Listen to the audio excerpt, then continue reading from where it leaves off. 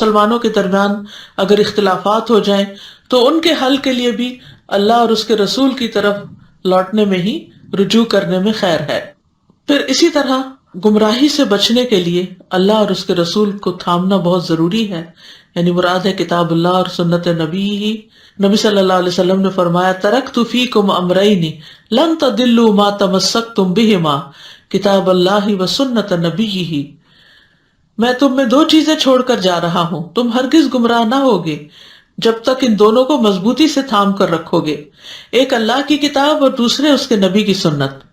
اور یہ یاد رکھیے کہ خوشی میں، تنگی میں، کشادگی میں، ناگواری میں، کسی بھی صورت میں ہمیں اللہ کی اطاعت اور اس کے رسول صلی اللہ علیہ وسلم کی اطاعت کرنی ہی ہے۔ اور اللہ سبحانہ تعالیٰ ہمیشہ اس دین میں ایسے پودے لگاتا رہے گا جنہیں وہ اپنی فرما برداری میں استعمال کرے گا۔ یہ سنن ابن ماجہ کی روایت کے الفاظ ہیں